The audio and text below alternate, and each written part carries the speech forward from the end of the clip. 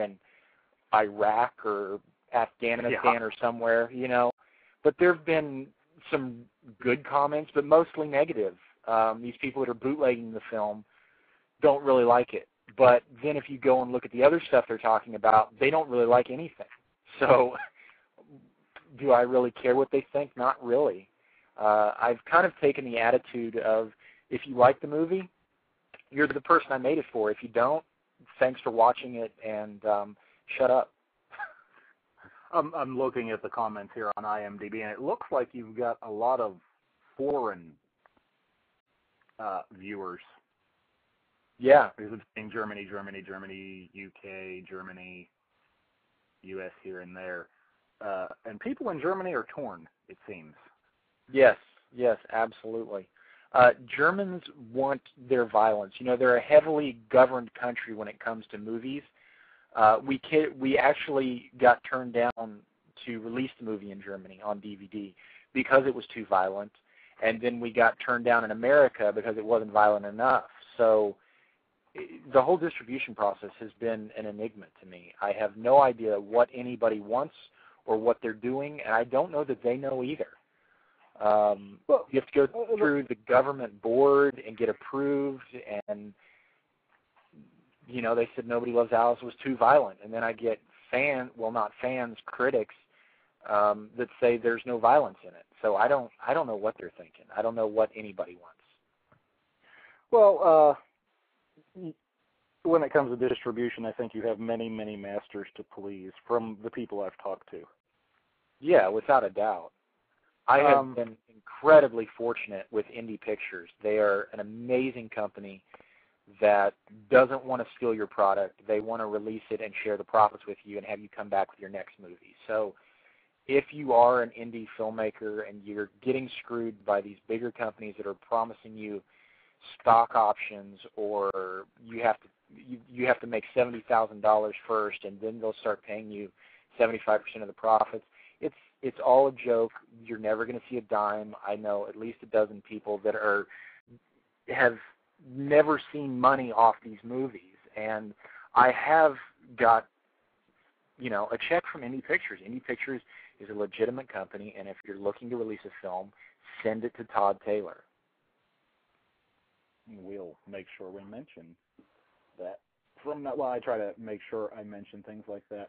What do you think about these quote-unquote, I have issues with them myself, horror critics, specifically horror critics, who have an extremely limited knowledge of film to begin with. If you read some of their reviews, they talk about how terrible the plot was, how terrible the story was, how terrible the dialogue was, but they never talk about the cinematography. They never talk about production value. They never talk about location. They never talk about things like, okay, we're supposed to be looking at a group of teenagers, and the girl who's supposed to be 16 has implants, and things like that. Well, where do you sit with these quote-unquote critics who really just don't seem to have a knowledge base for film in general?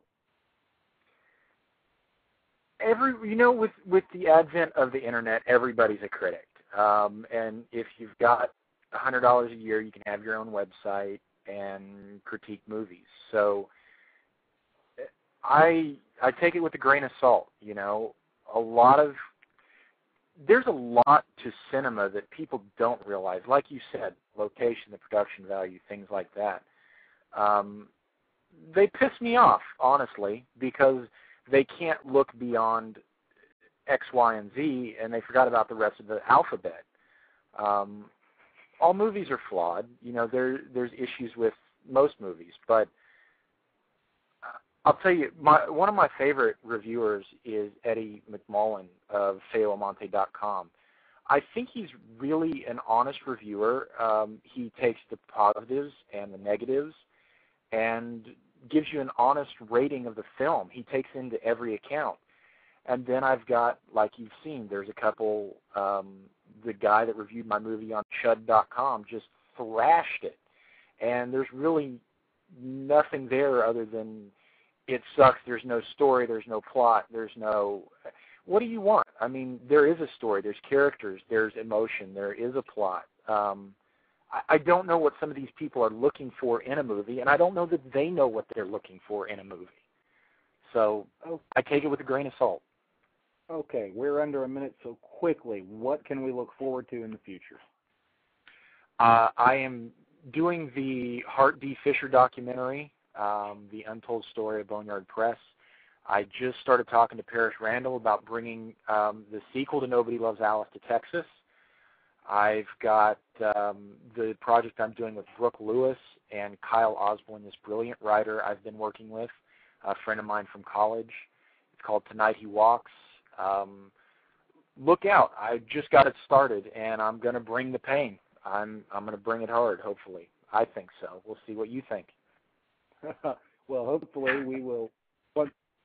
Once these are out there, we'll get you back on the show and talk about them again, and more net nerds and more horror conventions and more fan appreciation. And I just want to thank you for coming on here and talking with us.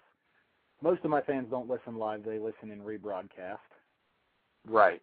Yeah. But I really do appreciate you coming on here, and I'm sure that if we can get just one person aware of Nobody Loves Alice who never heard of it before, then I've accomplished my mission. I appreciate it. The director's cut comes out next month.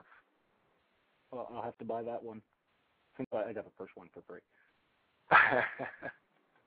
Well, thanks for having me on. I appreciate the support, man. No problem, and we are out of here.